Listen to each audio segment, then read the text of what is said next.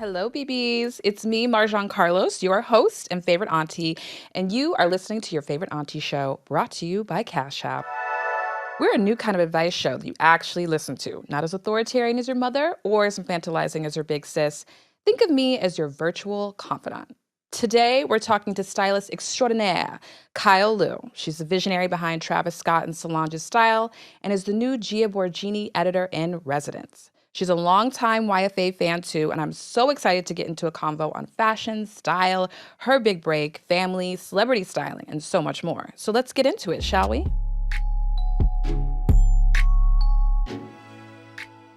But before all that, Auntie needs to pay a bill, so a word from our sponsors. As you know, this podcast is brought to you by Cash App. With tools for saving, spending, and sending, it's the all-in-one place to level up your money and level up your life. You may know Auntie as a beauty icon today, but BBs, I used to not even invest in a skincare routine. Your girl was out here raw dogging life with bar soap. Can you even believe? I was definitely saving coins, but I was not saving my skin. Instead, I sank all my money into my closet until I was about to be interviewed by a major magazine about my beauty regime. I panicked. I called up my girl, Julie Wilson, who's a big-time beauty editor, and I told her I needed products stat. She said, no worries, I got you. Come by my office and I'll hook you up. From that day on, I always budget for my skincare regime. I live for luxurious cream or special treatment, and it's paid off in dividends. Not only am I able to be more intentional about how I spend my money, but also how I treat myself. If you want to level up your life, you got to level up your money. So download Cash App in the App Store or Google Play. With no hidden fees and a free-to-order debit card, it feels like a makeover for your finances. Hi, y'all. On this week's mess, I want to talk about Venus in retrograde. While we're recording, Venus is in retrograde. I think it goes direct September 3rd, and it's been retrograde since July 22nd, I believe. And yes, this is orange wine, not water. Because I needed to pour myself some wine to get through this. But with Venus in retrograde, like everyone's breaking up. Like everyone is done. Uh like Sofia Vergara. I think Kiki Palmer and her man are done. Should be done. Even who's Mayor de Blasio announced his divorce. Like, anyway, I mean, seriously. And everybody, that means that's to say everybody's getting a divorce. Ariana Grande is getting a divorce. Who else is splitting up? Like the boy from the Bear. He's splitting up with his wife. Um, there's just everybody. Like I don't think you understand this. Like no one is. Oh, Sophia Bush. She just celebrated her 1 year anniversary with her man, and then like a month later they announced their divorce, and they've just been married a year. Like what happened? I'm basically what happens during Venus retrograde is that like all of our relationships go amiss. You start to reevaluate your friendships and your relationships and what you want out of them. And people don't make it. Honestly, I thought me and Uncle weren't gonna make it. If I'm gonna be totally 100, we've worked it out. We worked through it, but it's really crazy, and I just don't know what to do. I would just say hide. I would just say stay indoors until September 3rd, or just and if it's. I would also really be conscious of what you're saying to your partner and to your friends. I have a slick mouth. I'm friends with people who have slick mouths. Fawaz has a slick mouth. It's just like be very conscious of how you communicate with one another during this time because you could wind up celebrating your anniversary 1 week and then filing for divorce the next. It just doesn't make a lick of sense. And then I also wonder if we move out of this retrograde, will people keep getting back together? I think that might be very interesting to see. Also Mercury is about to go into retrograde at the same time. So just gird your loins. That's all I got.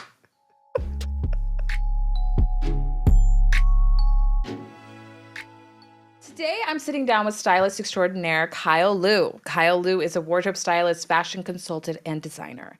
Lou has worked with celebrities such as Travis Scott, Solange, and Kim Kardashian, just to name a few. Born and raised in Gaithersburg, Maryland, Lou's inherent aptitude in fashion led to a move to New York to pursue her interests. Lou studied fashion design and illustration at FIT and simultaneously worked in various positions at W Magazine and L'Uomo Vogue. Lou's work as wardrobe stylist and costume designer showcases her ability to work with a wide variety of clients, celebrities, and projects. Lou has worked on projects as frequent contributing editor at W Magazine, Harper's Bazaar Thailand, Lea Officielle Homme. Furthermore, her work has also been featured on top media outlets such as The Voice, Jay Leno, Jimmy Fallon, MTV, VH1, and E, and now WFA. Welcome. Hi, sis. Hi. Well, What's up? sis, you know what? What's up? That was a really old bio. But, how are you? Kyle?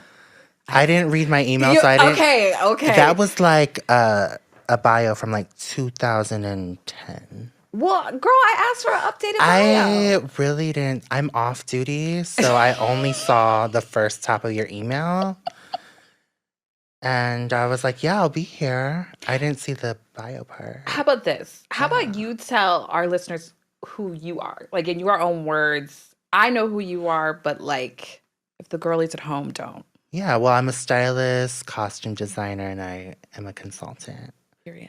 Yeah. And you're a creative director now. And a creative director. And like, and a designer. You said designer. Yeah, costume design. Yeah. Because you said Nike. I did Nike, but I also work at a theater in Switzerland in between takes, in between, the type A fashion hamster wheel. I'm like a little bit, I like to step off the grid a little bit and go into like the theater space. It's free education. Which I love. Honestly. How did you get into that? I worked with a director, Wu Sang, and their partner, Tosh Baskow. Okay. And they had a residency over in Zurich, Switzerland. They signed some sort of contract with them, and then they brought me onto it. Yeah. And you did that in the middle of COVID. Yes. Well, I was doing it before COVID. Okay. It was my first round over there. Okay.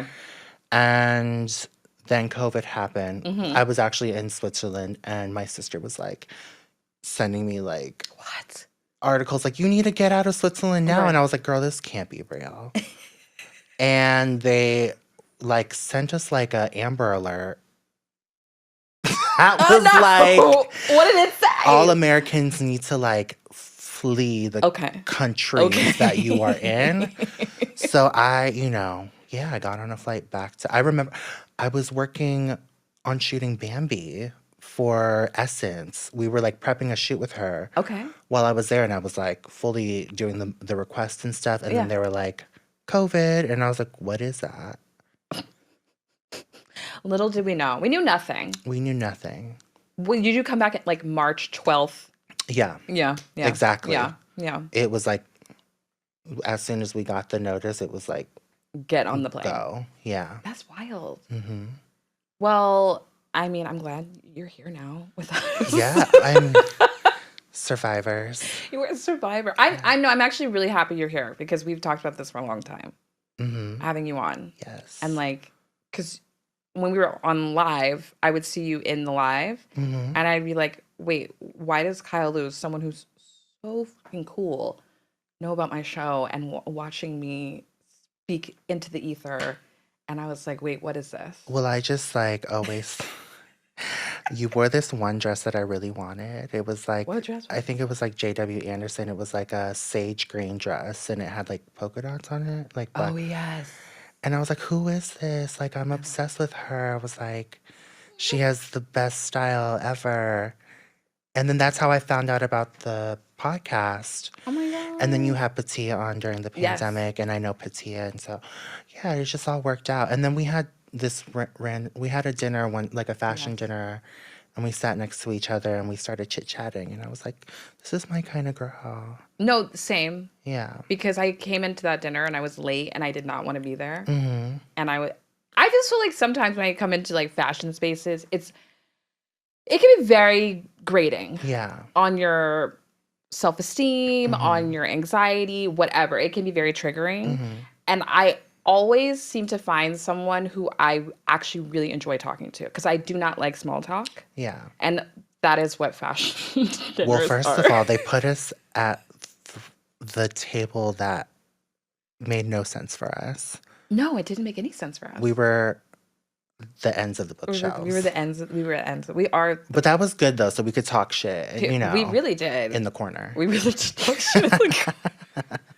And I was like, "Oh shit! This is Kyle Liu. This is the person. This is the person I've been admired their work forever. Like, it's all came together. Yeah. And you know what's been really cool about having you on is then I got to know even more about your work. Mm-hmm. And because I feel like when you're friends with somebody, you're just like, yeah, that's my friend. Mm-hmm. But then when you do a deep dive, it's more illuminating. Yeah. It's like archival work. Yeah. You're like, my friends are superheroes. Yeah. Actually. Yeah. Actually. I kind of want to start at the beginning. Mm-hmm. I want to know how your career in fashion started, who gave you your first job, how it all began from Maryland to Paris. Yeah. Well, I always knew that I wanted to work in fashion. Yeah. And I didn't get into school. I actually ended up just taking courses over at FIT because I didn't get in. And my mom was really like, I have $10,000 to my name saved up. We grew up pretty poor. And she was like, I can help you get by, but once that, the 10 bands run out, you're on your own. Yeah. So I only took a couple courses over at FIT. I wanted to be an illustrator. Oh, cool. And fashion illustration? Fashion illustration. Okay, amazing. And then as you kind of go through the motions of it, you're like, that might not be the smartest choice because what kind of job is a fashion illustrator? No shade to the fashion illustrators, but you're gonna make $10 off a drawing. You know what I mean? I know. Like the fashion illustrators that I know are from the 70s. Yeah. And it's all digital now. Right. So I think that killed the dream. And I was like, well, how do I work in fashion? So I was at FIT, couldn't afford it, ended up kind of just running around downtown and figuring it out. Yeah. I got familiar with Telfar's work at a really young age. Yes. And there was a platform called Model Mayhem. Yes. It was basically like Craigslist for stylists, makeup artists, hairstylists. It was really sketch. But I remember Model Mayhem. But they'd be like, let me take pictures of your feet for $600. I'm obsessed. I didn't know it was like that. Do it. Period. So it was like odd jobs, fashion jobs. Yeah. And the girls were on there. Yeah. And that's kind of how I got acquainted with styling. Had you ever thought of styling? I had no idea what styling was. Right. I was just like, what is a fashion editor? What's a market editor? Right. I had no idea. I just learned it all through osmosis. Forums. Through Reddit. Through Reddit. Honestly, just hearing other people's stories. And I was like, I think I could do this. So were you, when you heard about styling and you were on Model Mayhem, you were working for whomever would contact you? Yeah. And just be like, okay. Or a girlfriend would be a model and they'd be like, come with me to set and dress me. And you get paid $200. Yeah. And everyone, at that point, you had a particular point of view, a style that you were kind of known for, or were you developing? No, I was always developing through that era. But, I had references. You're a reference queen. I had references, and I always have been that girl. I was given a book at a really young age, and it was a $500 book. And there's no title on the book. It's just it's avant-garde. Okay. And on the inside, it was Miguel Androver, Yohji Yamamoto. So I was learning all these designers that are in middle school, So I was when I came to New York, I already had a taste. You had a knowledge. I had a taste. I had references. You are you go to the library. I go to the library. Literally, you will take pictures of you at the library. Yeah. They have this like digital index of like archives of magazines that you can go through. It's all digital, which sucks, and I hate that. You like the I like to like feel. look and touch. Yeah. A white glove. Yeah, a white glove. Going through. I love that. Yeah. I think as kids, like when you're in the suburbs, I grew up in the suburbs, and you're so detached from fashion, magazines are like the conduit. Like that is like you learn them. Totally. You obsess over them, and they're totally detached from your normal day to day. Yeah. I mean, even a lot of times when I am working, still to this day, I will, in my sick little head, be like, oh my God, this one dress from this designer from the archive, I'll like request it. Yeah. And have them pull it out the vault just so I can touch it. And like, we had Solange wore that silver robot Mugler. Yeah, yes. And like, that was so crazy to see and touch. It was in my living room in a treasure trunk. Wow. They delivered it in a treasure trunk, and it was just in my living room, and it was just like, I got to look at it up close. Right. You know, look at the inside. It's just crazy. That Iris Van Herpen that she wore for the Met Gala. I mean, things like that, you know, I would request because it was something that I had seen at a young age, and I was like, I want to see it up close in person. And I mean, even better that she wore it, but like to see it up close is sends chills down my spine. Oh, absolutely. Yeah. I think it also is a reminder of why I love fashion. Yeah. Because sometimes you can get distracted, and that's why. Because you were little, you were growing up, you were detached from fashion, and then you saw this in a book. Exactly. Well, you're in Maryland, and now it's like happening. In your face. Did you? In your face. It's in your living room. In my living room. It's so crazy. That's wild. What's the coolest thing you've ever, like an archival piece you've ever purchased? That I've ever purchased? Well, girl, I mean... Or do you buy archival pieces? Or are you just more like... I do buy archival pieces, but I'm such a cheap bitch that, like, I'm not one of those people that will spend, like, $5,000 on it. You know what I mean? I'm like... Because I get to play in it, it's not like... And also, you know, a lot of times when it comes to myself personally, like dressing myself, I don't like to think too hard. So it's like, isn't that the way? That is the way. But I also wish that I was like a little more like I wish I tried harder, because I see some of my peers and I'm like, wow, they're so fab. Like I wish I just. But you're wearing all Rick today. Yeah, but casual. That's not archive. It will be. One of these days. One of these days. Yeah. No, but I mean, you still have a look. You still have a great look. Thanks. But I get it. It's like a great hairstylist. Yeah. Sometimes they just put their hair up and they just get to work. Yeah. They're not gonna spend hours doing their hair. Exactly. Because also I'm one of those people where if it doesn't fit me right, I'll be so disappointed. But I also probably won't return it. Yeah.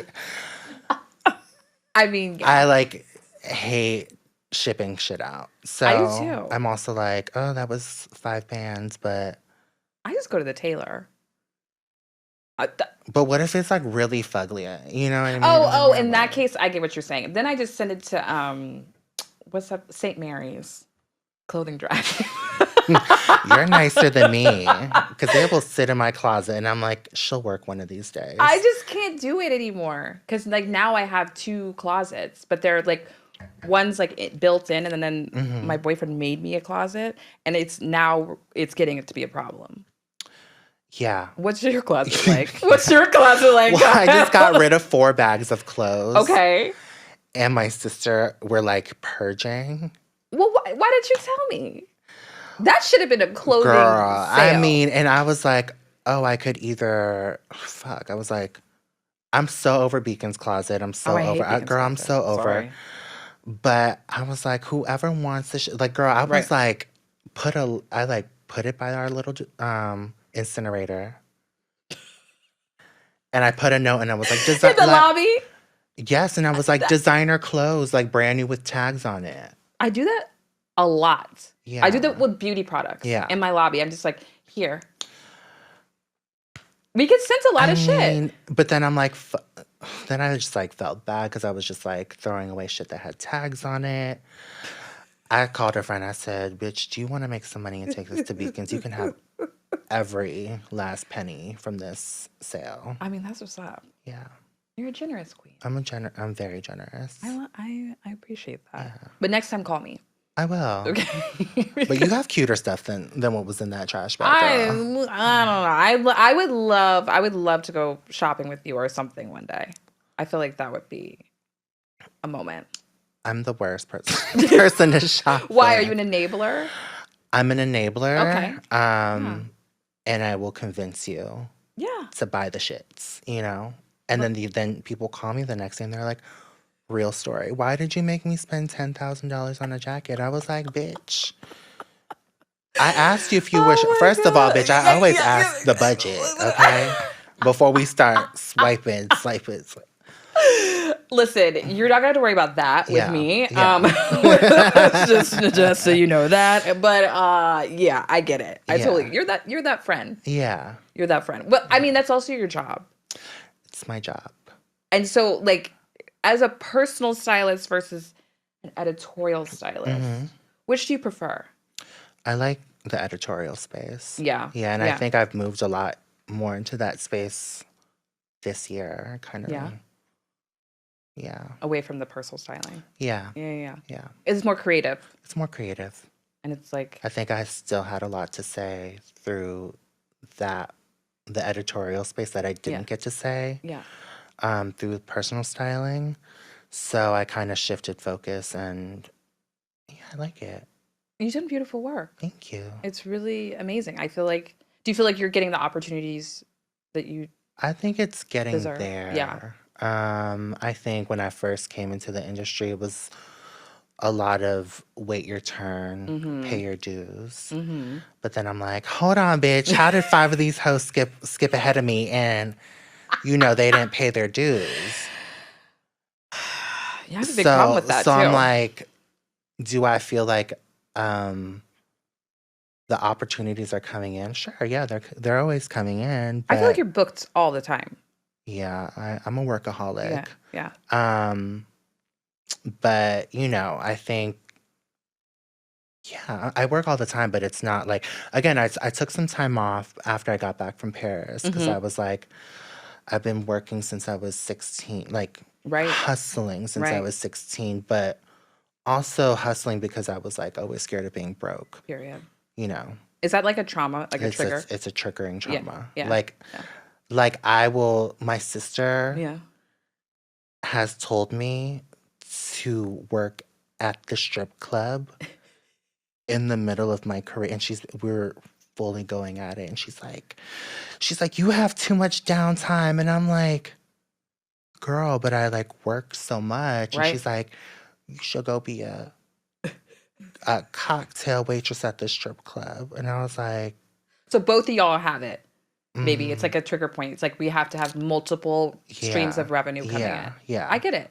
Yeah, I totally get it because let's just put it this way: when you're in New York and you're broke versus New York when you have money, it's a very different experience. I mean, New York will always make you feel broke. This is true. Especially when you're applying for apartments, they're like, say that again, girl. You have to have at least 3 times as much money for whatever apartment and they want it you is. to make 40 times the income. I'm like, bitch, you think if I make 40 times the income, I want to be living in a shitty box? Exactly. And I would be giving you my money? Exactly. This is the only city that does that. Yeah. I'm over it. I'm totally over it. We should all go on strike. I totally want to. I mean, if we all actually did, like, what fucking duds that we are, we might actually, you know. That's what they do in Paris. Yeah, we don't do that here. They do that. We need to burn some cars. I'm down. I'm so down. Do they want us to burn some cars? Kyle, I'm down. Yeah. I'm ready to go. Yeah. But I just feel like Americans are so complicit. And we're like, this is the system. This is the way it is. And like as New Yorkers, we definitely are like, that's just the way it is. Like, I mean, it's the worst part about New York, but also like, when you work out of New York, Yeah. it is honestly New York is the best boot camp Ooh. to, get you right Right. for The world. working outside of our little bubble. Yeah. And so it's a double-edged sword. You're absolutely right. Yeah. Because you lived in LA. No, I worked in LA a lot. Oh, Yeah. okay. I thought you were back and forth. Okay. I was between the two a lot when I was working on Travis. And you got him together. Yeah. Yeah. How long did you guys work together? 5 years. Oh, that's amazing. Mm-hmm. That's incredible. Yeah. And like over that time period, what was like one of the biggest takeaways from working with Travis? My biggest takeaway from him, so I started with him, first of all. What's that? Going back to how I started, my Yeah. sister knew him. We used to hang out in a studio in Harlem, and his friend, used to Shout out to record it. Tiffany. Yeah, shout out to my sis. And my sister was like, if you ever do, your big one, Yeah. call my sister. Yeah. Girl, I was working at Forever 21 at that time in Times Square.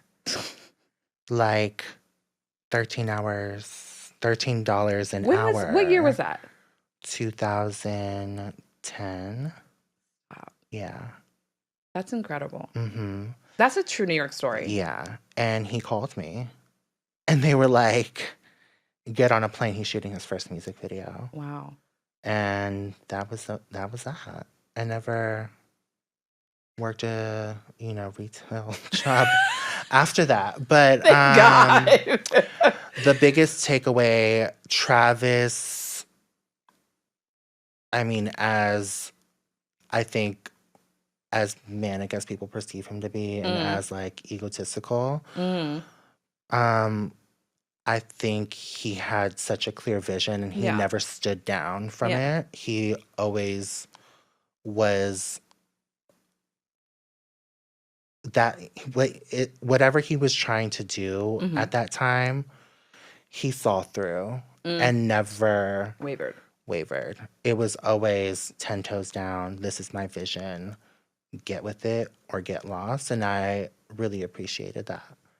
I feel like you work with artists that are like that. They know who they are, and then I think it's easier to have someone know what they want than what they don't want. Right. Don't know what they want. Right. Yeah. I can only imagine. Yeah. That's like, because people will sit there and they'll be like, "That's not what I want," and I'm like, "Well, what do you want?" And they're like, "I don't know what I want," but I'm like, make it make sense for me so that I can give you something. Yeah. No, that's real. Yeah. So you guys worked together for 5 years. How many albums did you work on with Travis? I worked on a little bit of his mixtape, Days Before Rodeo. Okay. Birds. And so it was 2 albums. Were you in Houston a lot? I was in Houston a lot. Oh my God, I can't believe that. I'm from Dallas, Aw. Shout out to Texas. Yeah. That's so cool. I always felt like Travis I like you're saying, had a distinct sound. And I never thought of him as manic. I mean, I guess that's how other people have perceived him. I think people perceive him that way, but I think he had a really clear vision. I think people think you're manic because you're spitting out a lot, but it's also, these are ideas that it's almost like in real time, you know what I mean? Instead of like on paper or something, so it can get manic. I get for what people, you're saying. You know I get what what you're saying. It's like, yes. So it's like, he's like, no, I want it shot like this, and he would have to physically grab the camera and show do the work. Yeah. But I also appreciated that because you're not going to make my shit look any other way than how I want it to look like. Right. And I think that's important. I think that is too. Yeah. As for any artist. Because then shit goes out and then you're like, I don't really like it. And then you're like, well, why did we do all that? Right. Absolutely. You know how many times you kick yourself in the head as like a creative person? You're like, wait, why the fuck did I just say yes to that? I completely agree. And this is not even in a Beyonce type of way, but I just want to have more control over my image. You should. I think anybody I think should. That's the smartest thing to do. Because then they just run wild with the worst photos and you're like, girl. I also think is like people of color, they definitely definitely run with the worst photos. Or they'll be like, you look great. And I'm like, that's not the right lighting for my skin. Oh my gosh, my sister is so crazy about that. Your sister, first of all, your sister, even with a little ring light, knows the light. She will not let anyone do her makeup. Oh, she does her own? She does her own. Okay. And she's good at it. Yeah, she looks gorgeous. But like photos, she's like, let me see it. Yeah. I need to see it before you post it. Absolutely. No, that's not going. I mean, she's a crazy Cancer too. So. Who's older?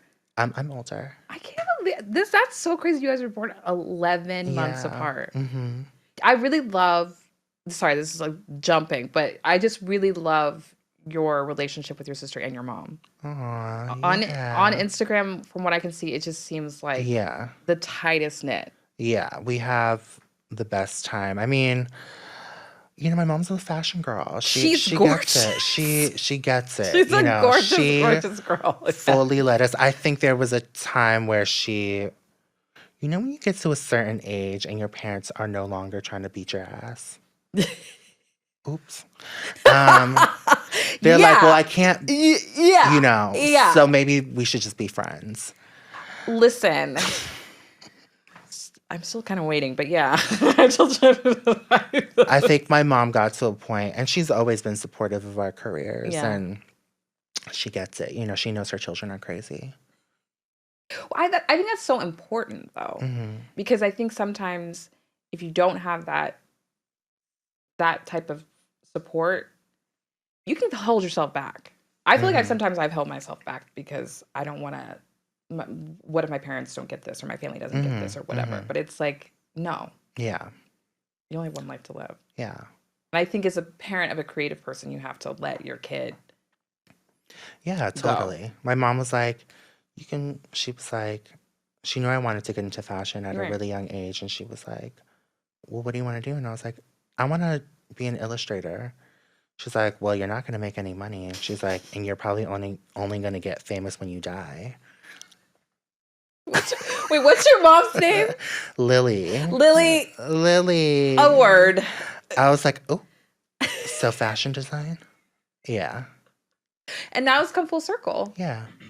She didn't get it at first. She was like, you need to go get a fucking job because this life savings has run the fuck out. Right. And she was like, I can't even buy groceries today. So go. And I was like, Forever 21. Right. I don't know. What were you making? $13 an hour? Yeah. In Times Square in 2010. Yes. Now in 2023, you just designed a collection with Nike. Yes. And now you're creative director and helming. Yes, all the things. The kids need to learn. Yeah, they need to learn. But it's also, I don't know. I think with social media, it's changed so much too because things are so instant. I know. The instant gratification of it all, which who doesn't love instant gratification? But also, you put these kids into an arena where it's go time and there's no foundation. So then you're like quick to find out, you're like, holy shit, like I need to put them in a boot camp. But how are you going to put them in a boot camp while you're working? Because you have a lot of interns and assistants. Yeah. So how do you take them under your wing and like kind of instill that in them? I don't choose traditional assistants in the way that they've had type A training. Okay. I just need people that have common sense, know how to work an Excel sheet, Photoshop a little bit, organize the shit, send out an email. You know what I mean? You don't you don't need to have had 20 years at Vogue. I don't really give two fucks. Right. You know what I mean? I've had assistants that were nannies. I've had assistants that were PAs. You know what I mean? And everyone that actually hasn't had traditional training is better, is a better option. Yeah. They're more adaptable. Yeah. Because sometimes you can be very rigid after you've had a certain amount of training. Yeah. But I also, you know, I think there are some that come by and you're like, they still really want it and they're hungry. Yeah. and those ones are great too, the type A ones. Yeah. But that's not necessarily what I'm looking for in an assistant all the time. Right. Yeah. I feel you. Mm-hmm. I definitely feel social media has. Yeah, it's changed the game a little bit. Yeah. A lot of it. Yeah. Are you a millennial? Yeah. Okay. I only ask that because I feel like our generation, we obviously are the type that's like, okay, I have to work.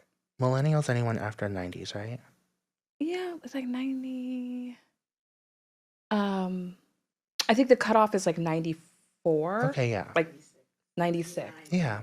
99. I'm a millennial.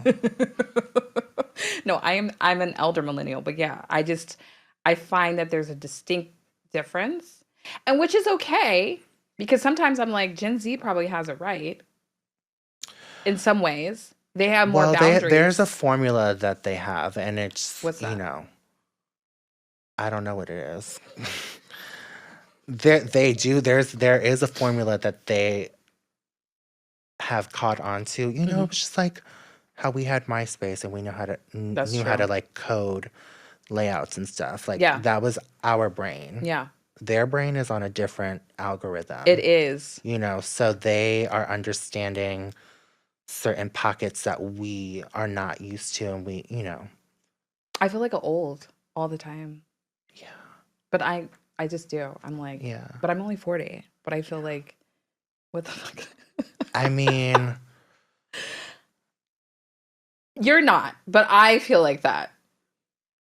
I'm constantly like, what's happening?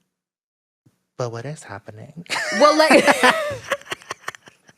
but what is happening? What is actually happening? Well, this is a good segue because I wanted to ask your thoughts on Subway sessions because we were DMing about it. Yeah. Well, I saw her on TikTok and I sent it to my assistant being like, LOL, like, haha. And then I 2 blinks later and she's like all over. And I was like, oh my God, so everyone else thought it was like, haha. No. But I guess apparently not. No, they didn't think it's haha. Yeah. They think it's, yeah. Oh. Yeah. Mm-mm. What are your... No. What did you say? You said it was fashion, not taste, or something like that. I see the fashions, but I don't see the taste. Right. Yeah. Yeah. But she's going to be sitting next to you at Dion Lee during Fashion Week. No, she's not. The way this industry runs. They're like, oh, hi. Can you scoot over? Subway sessions. I mean... What do I think? I don't think about her. Period. I was pissed. Why were you pissed? Because I'm pissed about white mediocrity. Mm-hmm. And as someone who works in the industry for as long as I have, I feel like we're always running up against it. Mm-hmm. And don't we take that up with the writers though? Because why the fuck would you highlight? Well, this I tried girl? to. Why would you give her any type of? When there's a bunch of other scragglies running around. Ooh, I'm sorry. Not scragglies. I mean, let's just call it what it is. I'm so done with... Or other amazing people that you can give that space to. Yeah. That was my call out. I didn't understand why they needed to profile her. Because it wasn't ironic. Nothing is really ironic anymore. It's not like you're saying LOL. It's more like, oh, I'm giving you a platform to be taken seriously. Just watch. I don't think we're taking her seriously.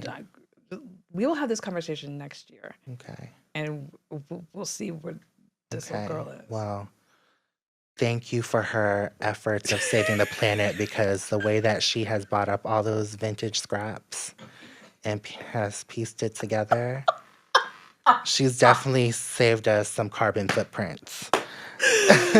She's a sustainable girl. She's sustainable. She's a sustainable girl. Sustainable. Yes. Yeah. We wouldn't know anything about that though. Yeah. No one would know anything about that. But I like that you say you don't think about her because you are busy. Yes. You're busy. You're working. I love what you're doing with Luar. Thank you. Our sis. I love her. Yeah, I was just with her yesterday. What was she talking about? Fashion week stuff. Are you working on Fashion Week? So that's the only thing you're doing right now? Yeah. Okay. Yeah. Okay. I like carving out time for my friends. Absolutely. Even if it's like a little bit work, a little play, you know. I just like being, sometimes I just even go into the office to work so I can just key with her. And to work. To work. I mean, I am working. I know you are. You're styling the whole show. Styling the whole show. Amazing. Yeah. Do you also consult on the line? Okay. And design? Yeah. Okay. Incredible. Yeah. You know, my brother was wearing like a Luar muscle tee. Oh, that's so cute.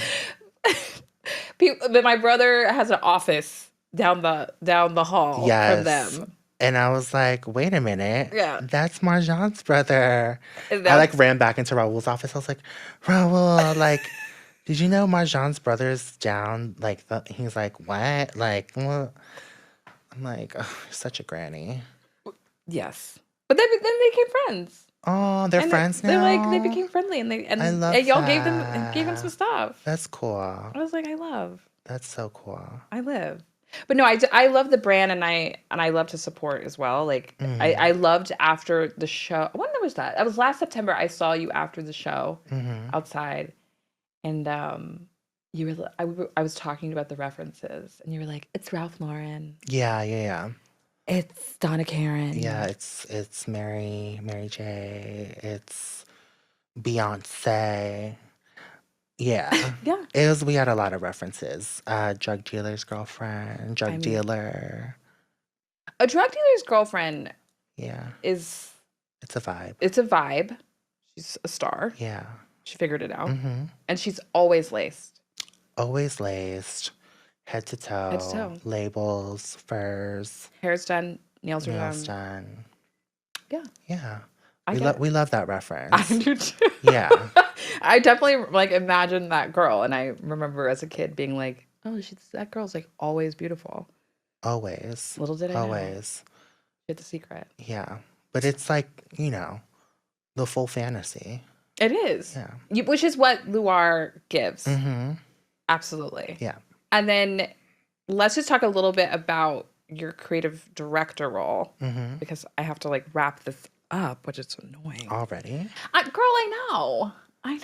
We're going to get into audience questions. Oh, yeah. Okay. We're going to get into audience questions. But tell me about your creative director role. So I took on a creative director role with the shoe brand called Giamborghini. And I'm working on multiple seasons with them. Oh, okay. And working on their main line. Amazing. It's dropping pretty much after Fashion Week. Okay. We've seeded you some stuff.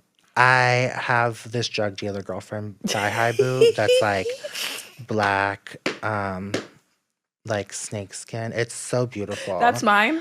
Yeah. Okay, bring it on. Yeah. I probably need like a 10 or 11. Okay, well, I think I asked you for your sizes. So, girl, you better shove her in, honey. I have a huge foot. Okay. This is amazing. And I'm having fun with it. I mean, it's you know, I didn't get into school for design. Right. I decided to go into styling. Right. And somehow life brought me back to designing. And I think it's been so just refreshing just to have kind of like this new, I'm not, you know, I am having to style a bit with it. Like I am having to do the campaigns and stuff like that, but it's also like so nice to step out of the stylist position and into more of like a creative director design place. And it's great. I think that's kind of where I want life to go. You want to be designing more? Creative direction, I think consulting. I love a consulting bag. I mean, styling is so labor intensive. You know, it's like you're lifting shit up, you're running around. It's exhausting. It does a lot to you after. I'm not 19 anymore. I've been doing this since I was 19. That's incredible. I'm 32 now, sis. You're grown. I'm exhausted. it does a lot to your body. I love I 32-year-olds when they're like, I I'm have to so just, tired. I have to own where I'm at in life, and my body is actually just exhausted. Well, yeah, you are. Yeah. I definitely feel like you're someone who's like, I'm at the house. Yeah. And that's that on Yeah. that. Yeah. So if we're done, we're done here. I'm not even going outside anymore. I feel like you told me that once. I don't leave the house. I mean, you live like in a quiet neighborhood. So I just feel like, exactly, you're nesting. And then because obviously your work is really intense. Yeah. Because then you also did the Nike Paris event. Yes. With Paris Global. Yes. That was like 160 looks. It was a lot. That's like Super Bowl. It was like Super Bowl. You did Rihanna Super Bowl. It was like the Super Bowl. I mean, we were working for 14-hour days for a month straight, 30 days straight, no breaks in between. That's crazy. I was like, I'm tired. Right. Yeah. And you were designing as well? Designing, styling. And because also you're working with dancers. Working with dancers. It was like this huge, I don't know if you guys saw this, but it was like this huge, during Haute Couture week, it was Haute Couture. Mm-hmm. And it was an incredible 40-minute choreographed performance. Yeah. The Paris Go choreographed. Back, yeah. And like she blew it out of the water and it was incredible, as everything she does is amazing. Yeah. It was like 30 dancers, like 12 athletes. It was a lot. It was just draining, but it was so fulfilling at the same time. Yeah.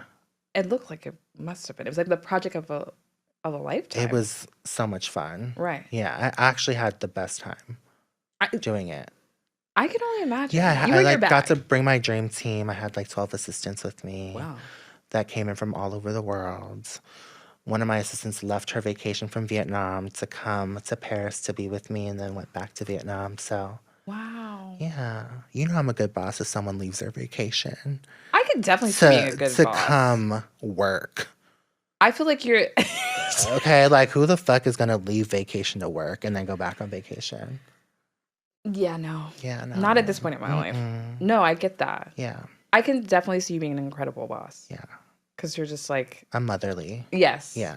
Yes. Very nurturing and encouraging. And this is like a once-in-a-lifetime opportunity. So it's like these kids should come. Yeah. That's so amazing. Where did you start with the project? Like, we started kind of like research and design. Okay. Like 2 weeks beforehand. Oh, wow. And then on ground for 8 days in Portland. Okay. Doing design. Yeah. And fully like fleshing out a lot of it. Yeah.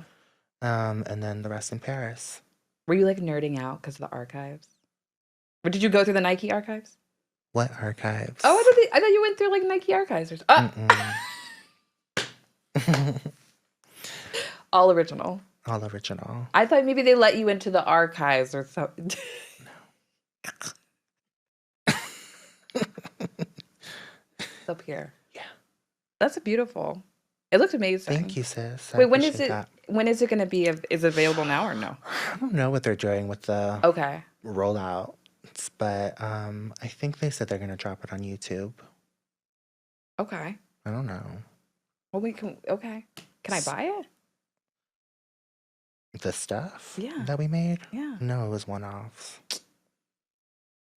You had like a mask, a blue mask. Yeah, we were doing There's some pants. Ibtihaj, who was a Nike women's athlete, and we did her custom fencing look. Amazing. With the hijab. It was beautiful. That's incredible. Thanks, sis. I'm happy for you. Thank you. I feel like I'm happy for you. Oh, well. Powered by Cash App.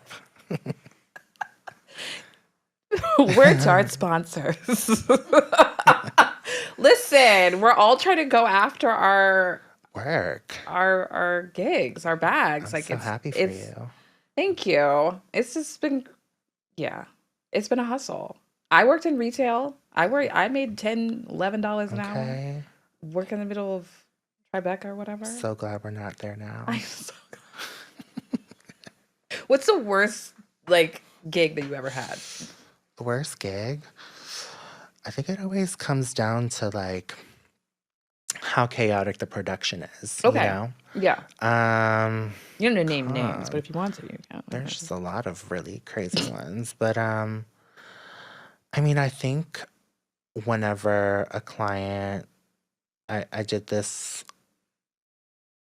one style out for a video, and I guess we had racks of clothes. Okay, I'm talking 20 racks of clothes. They walked in, didn't even look at anything. They were like, I hate everything. Cool. I'm just like, awesome. So I said, okay, well, come back tomorrow.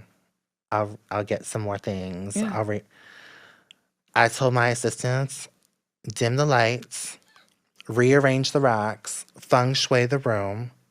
They came back in the next day with the same products. This looks amazing. Wonderful.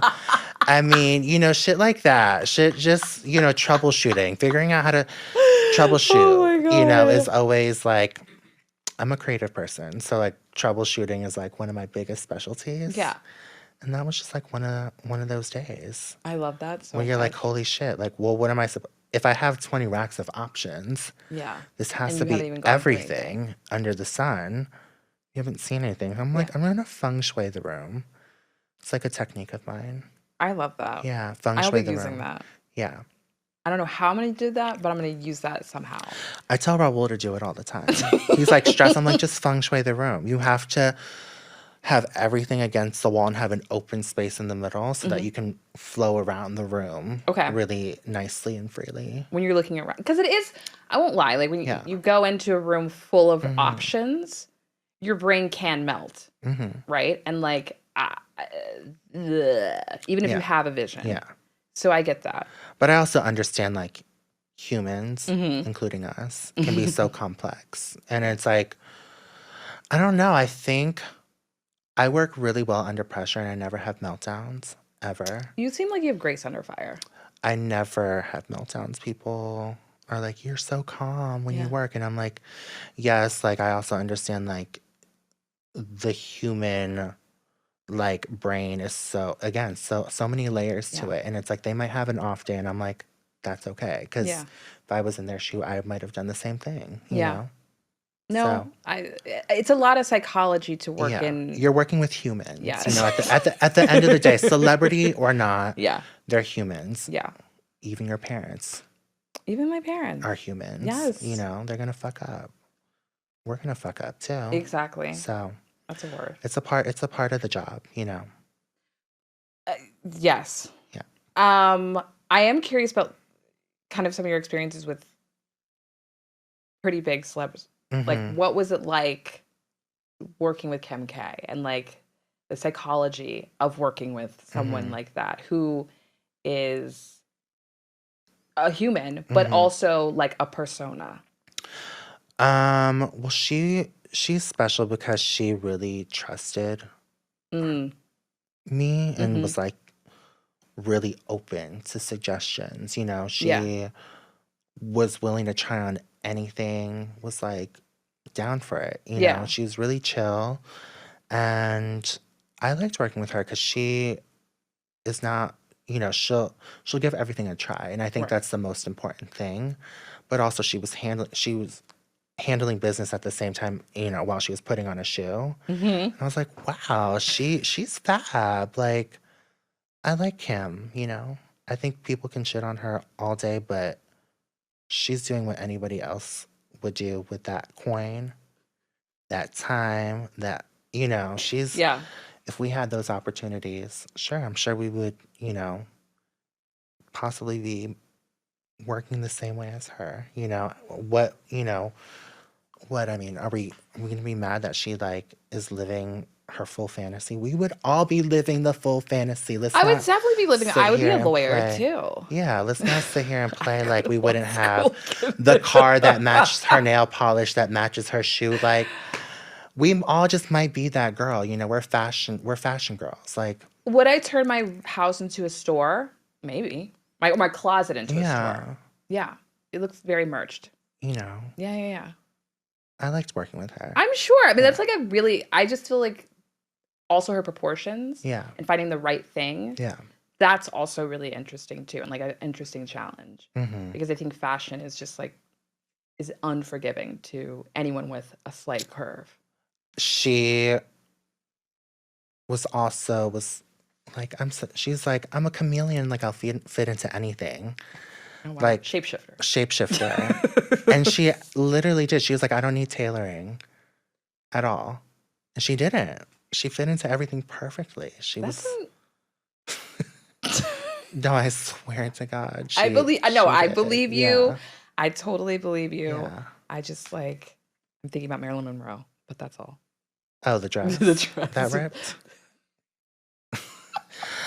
I mean, not on your you watch. put a 4,000-year-old dress on anybody, I'm sure it's gonna rip with one step. I mean, let's be serious. They should have kept that shit in the museum. But Period. like, you know, that's on the fucking Ripley's Believe It or Not, people. It is on Ripley's. Y'all decided to take a dress that was as raggedy, you know, and thin and just scraggly. Like, what do you expect? I mean, stop blaming it on Kim. It was Ripley's fault.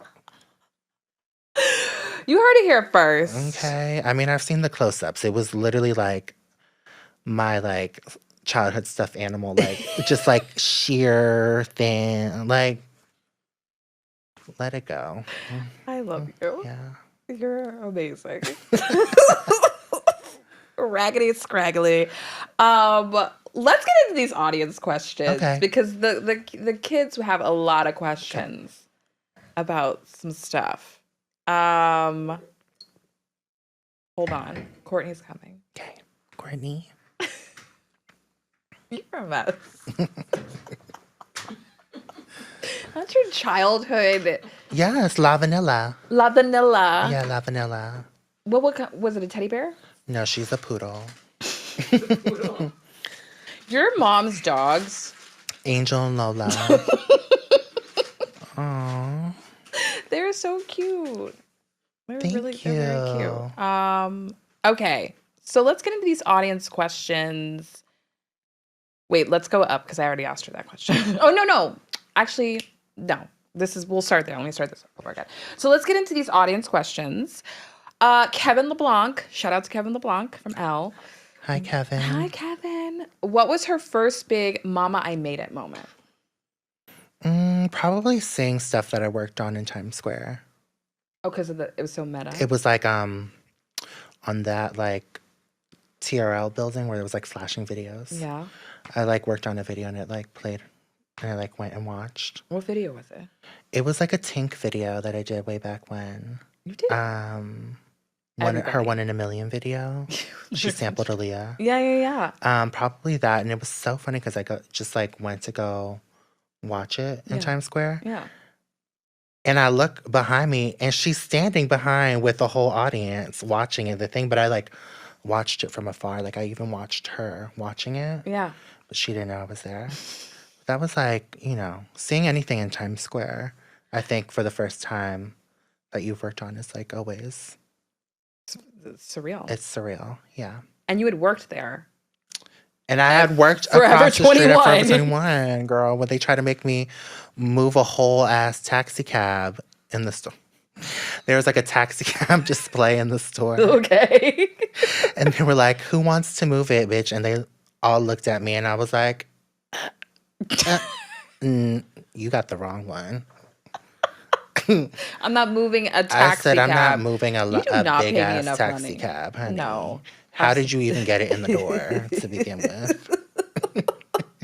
Find a crane and get it out the other way. Okay, thank you very much. And then your video was playing. Yeah. That was like, you know, that was a long time ago. I've had many aha moments. Oh my God. I've made it moments, but that was like, you know, early on into my working days. That's what's up. Yeah. Congrats. Thanks. Carolyn Sykes wants to know, why does she keep saying she's retired? Well, I am retired for a short period of time because I'm tired.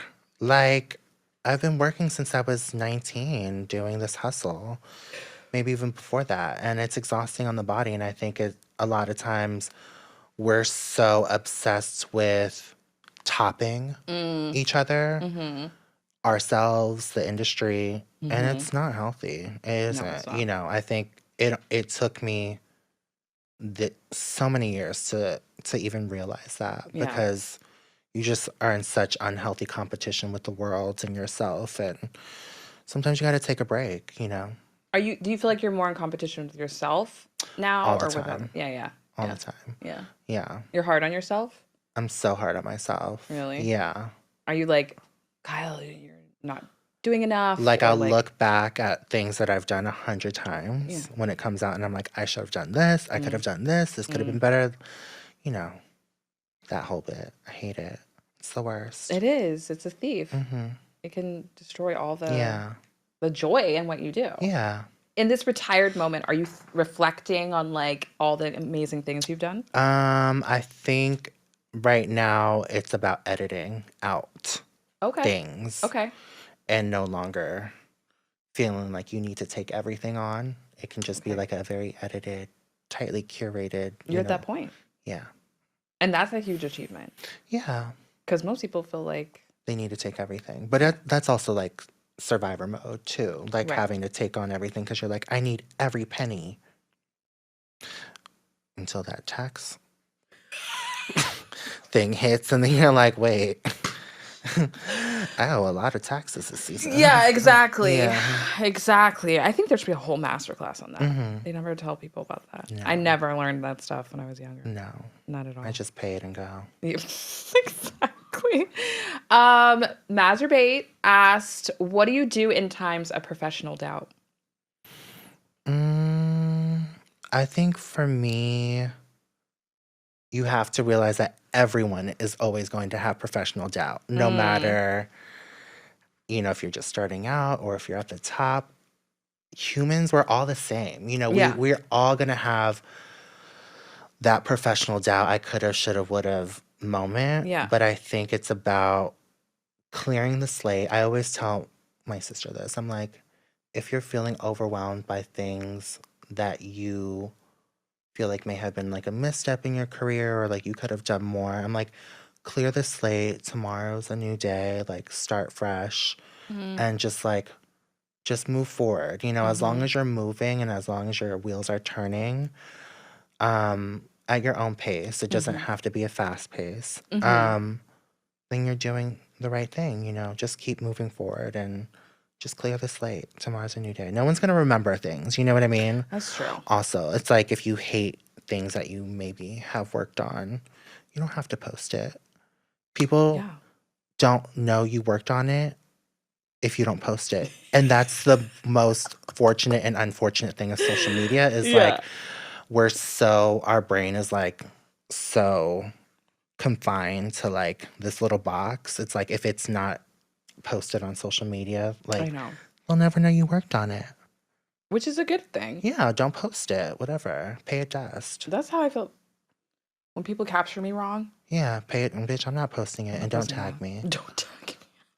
I'll untag myself. Yeah. Minute. But I appreciate that like everybody has doubt because I definitely.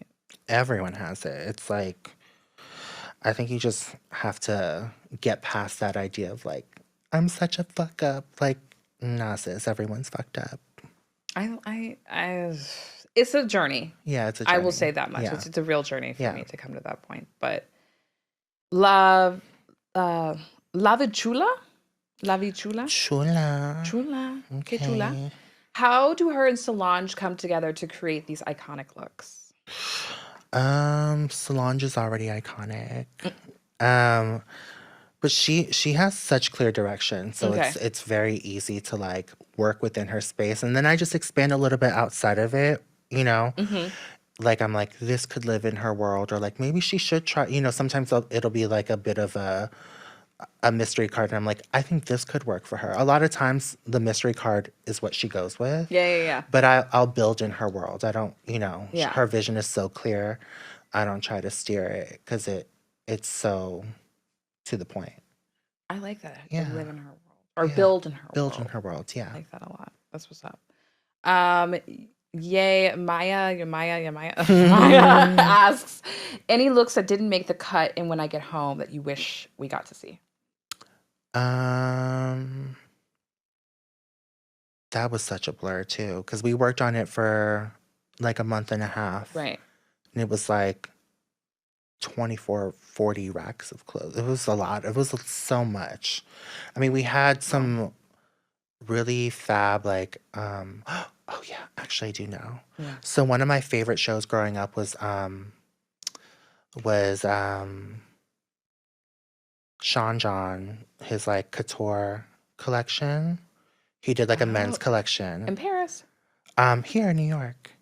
Oh, I didn't know that. He like had really beautiful like menswear, and it was like better than Ralph Lauren, better than and we asked him to open up the vault for us, and he did. And again, it was like one of those things that I was like, as a child, I remember watching on TV, and I was like, I want to, see it. And he opened the vault for us, and some of those looks I wish would have made it, but just seeing it in person, I was like, oh my God. I love your encyclopedic brain of knowledge, where you're just like, I know exactly where I want to go. Yeah, well, it was like a Making the Band stand. And sometimes he would like have little specials after. Did you watch the Danny D. Kane? Mm-hmm. Yeah. Mm-hmm. That's like where I got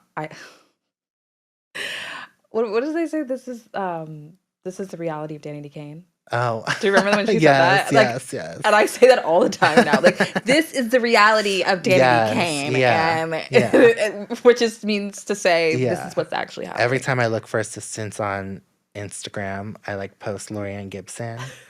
Like running the girls, reading them for Phil. What's next? Yes.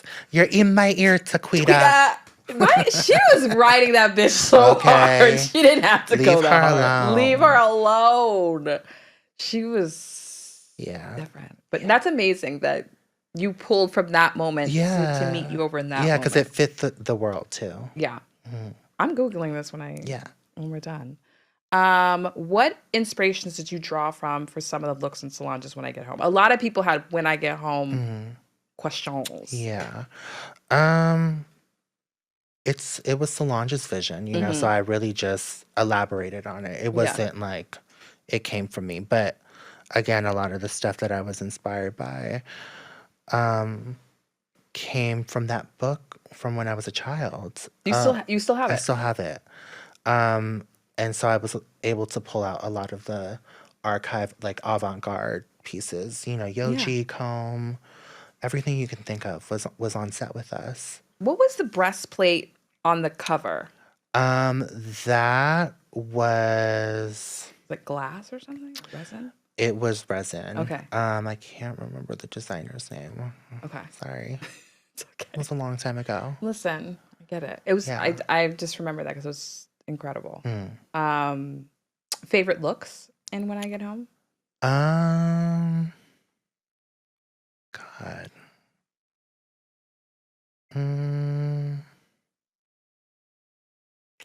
Favorite looks.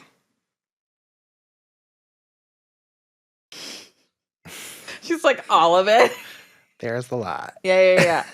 No, I mean, it was a huge undertaking. It was a huge undertaking, but I think anything that, I mean, if you look at the video, it's fairly simple. It's not like, I think all of the extras and dancers had really fab.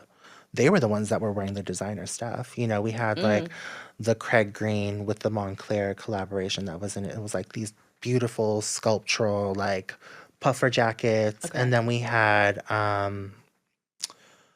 Solange wore like this vintage Tom Ford like brown Gucci thong with just like brown shears, and then I turned like a pair of panties into like arm gloves, and then we found these like from this cheapy like rainbow store brown heels that were like $10. And she wore those, and that was probably one of my favorite looks. Just simple. Right. Yeah. It was very sexy. Yeah. It was a very sexy, slinky. Yes. Yeah. I think mine was when she had the hair down to the floor. Oh, yeah. Yeah. And she just was holding her boobs and then like pointed at that. I just love that. That was fab. That was Jawara on hair. Yeah. I need a wig like that. Yeah.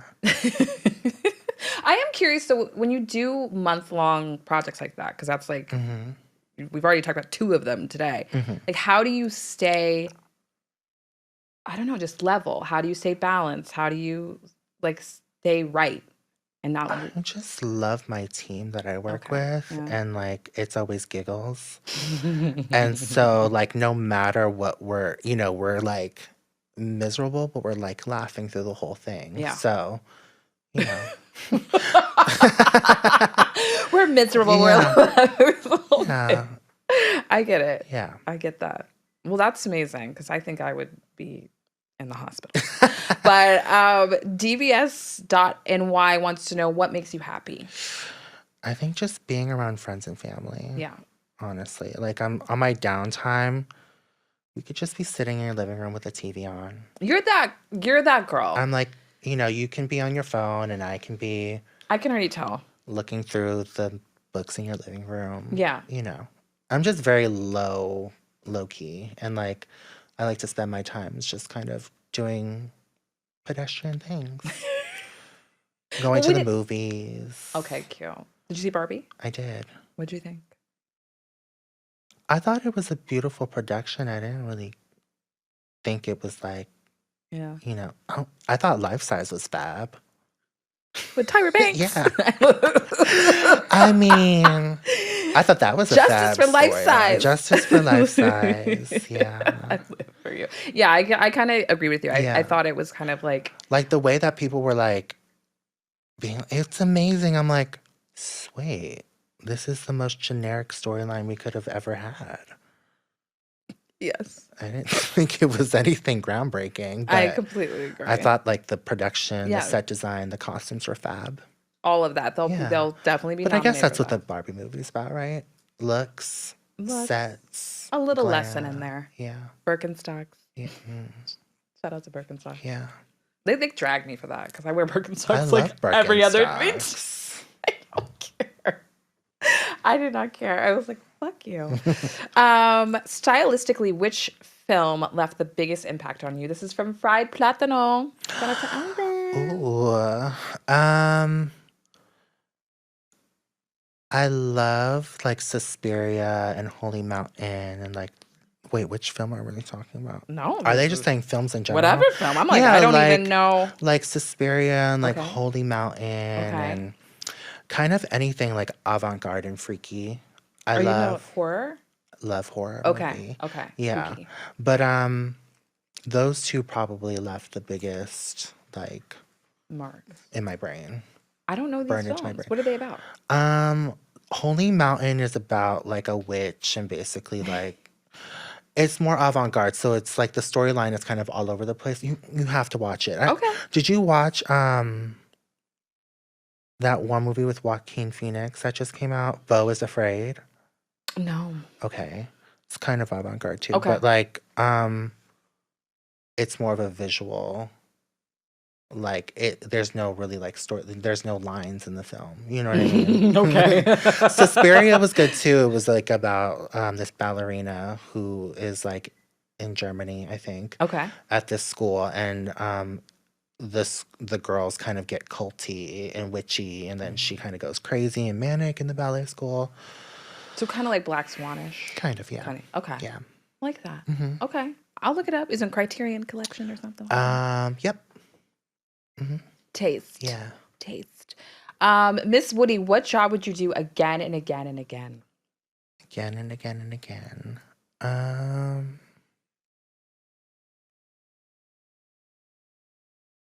People want to work jobs again and again and again. You're like, that's why I'm a consultant. I get in and I get out. I don't know. I don't know that I want to. No, I'm not married to jobs. You know what I mean? Yeah. I think the wonderful thing about our job is that we don't have to be at the same place twice ever again.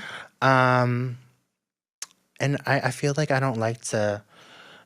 When it's time to move on, it's time to move on. You know what I mean? Things get stagnant. Things get dry. Okay. I like switching things up. So I don't know that I want to go again and again and again.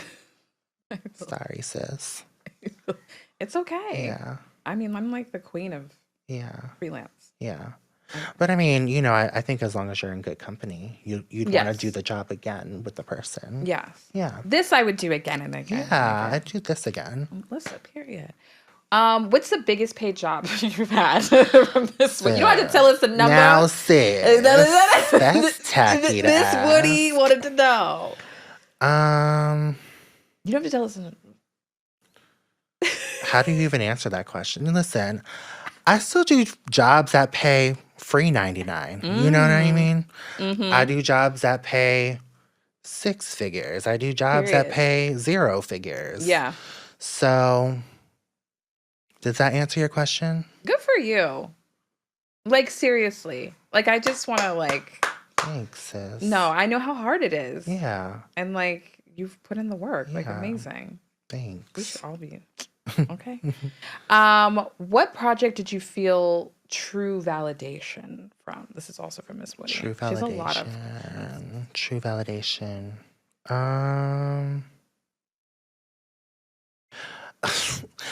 I will say that I think working with Travis, you really got to see the effects of working with someone like him, because then everyone just starts dressing like the person that you're working on. There was this one time I thought I had an aha moment. I had a girlfriend. We were at Ghetto Gothic. Mm-hmm.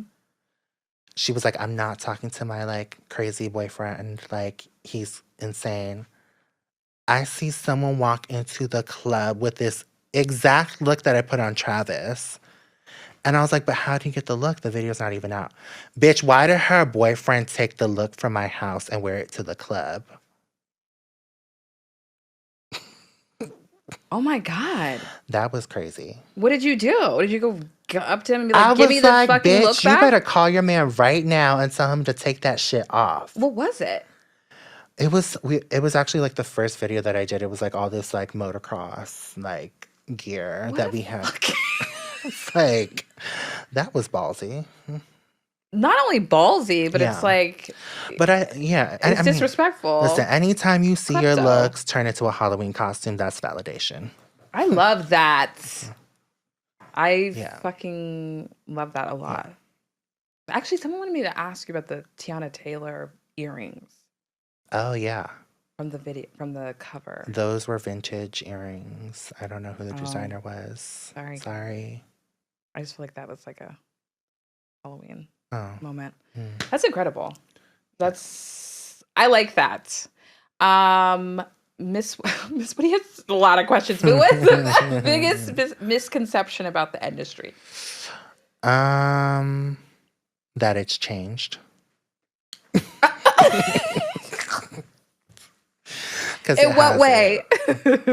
I mean, every way. I think people during the pandemic were like, we're going to change. We're going to do better.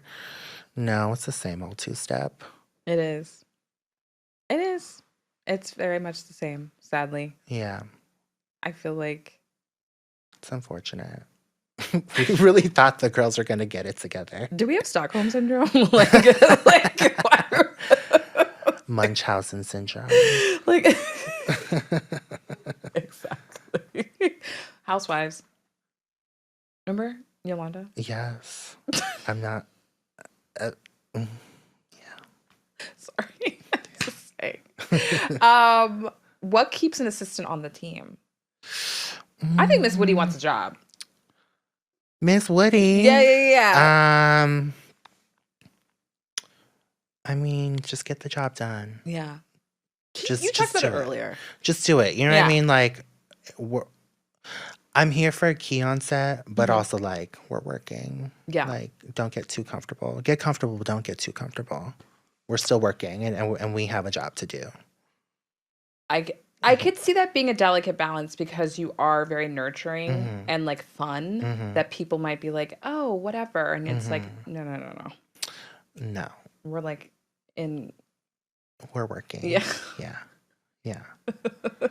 Okay, so get to work. Keep on. Yeah. And pay your dues. Don't lose stuff. Don't steal stuff. Yeah, don't steal stuff. Please, my God. I really don't want that for you at all. Are there any other questions? That's it? I guess my last question to you would be, what impact? I know you're very, very close to your mom and your sister. Mm-hmm. What is the impact of their relationship on you, and and what kind of life lessons have they given you that you take with yourself? I love my mom's feminine energy so much. Yeah. She's such a girly girl. Yeah. And um and so is my sister. Yes. And it's taught me to be like really soft and Oh. like light, you know? I think I love that about them. And I mean, everything that has manifested through, you know, my mom's like motherly has brought me to where I am, really. Like Oh. it's she's a hustler. She Yeah. really she is. But she always kept it real with me. You know, she was never soft with her blows. She was always like, you know, Yeah. get it together. Yeah. And I like that, you know. I like keeping it real, but like still delivering it in like the most soft way possible. You know, the harsh truth with being soft with the tone is like my thing. Yeah. Yeah. That's me. I can feel that. Yeah. That's all this conversation. You're like, I will drag you, but so sweetly. Yeah. Yeah. I love that. I love you, and I really appreciate you. Thank you for having me. You have to come back. I will come back. Well, like you know what? If you, Raul, Yeah. a big granny session. We'll do a red table talk. Yes. Okay. Shout out to the Scragglies out there too. You've taught me a lot today. Yeah. By the way. Yeah. You taught me a lot. So thank you so much. Thank you. And that's it.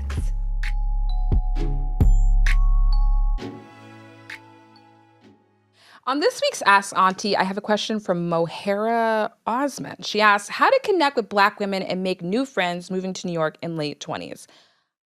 I really get this question because in my late 20s, I had the same question myself. I remember my boyfriend at the time had a whole crew of like creative Black dudes that he got to hang out with all the time. They like ran deep.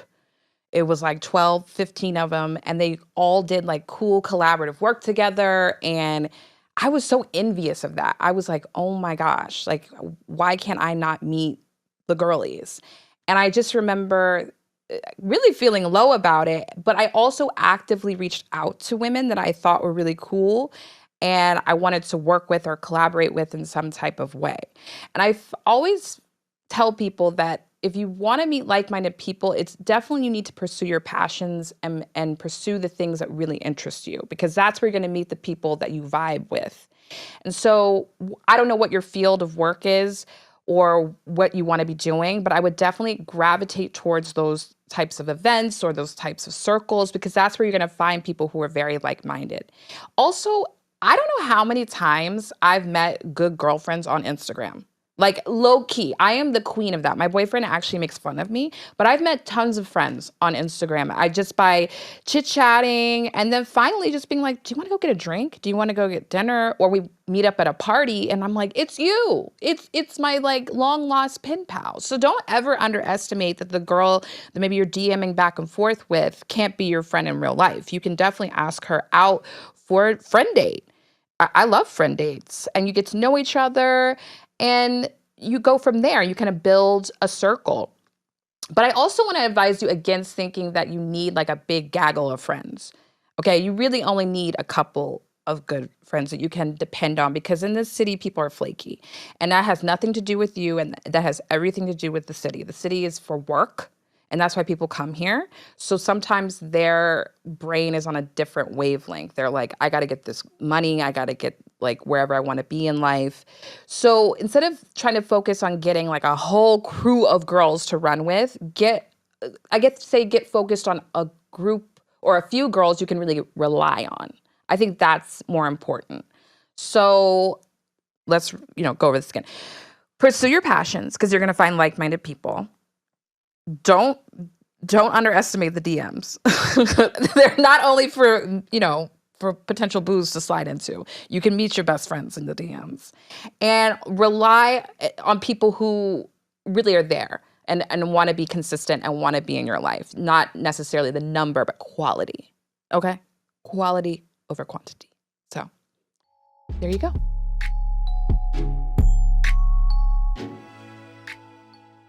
Well, that's it, folks. Thank you so much for joining me today, and I hope you're walking away with plenty of nuggets to sink your teeth into. So much love to our guest, Kyle Liu, and our sponsor, Cash App.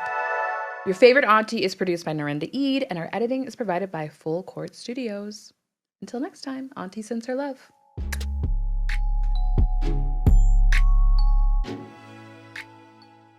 If you enjoyed this episode and want to help support the podcast, please subscribe and leave a rating and review. To stay up to date with Auntie and all my shenanigans, you can follow me on Instagram at Your Favorite Auntie Show and at Marjan_Carlos, and on TikTok at Your Favorite Auntie Show. If you want more Auntie pro tips in between episodes, please subscribe to our Substack newsletter, Notes from Auntie's Desk. Until next time, Auntie sends her love.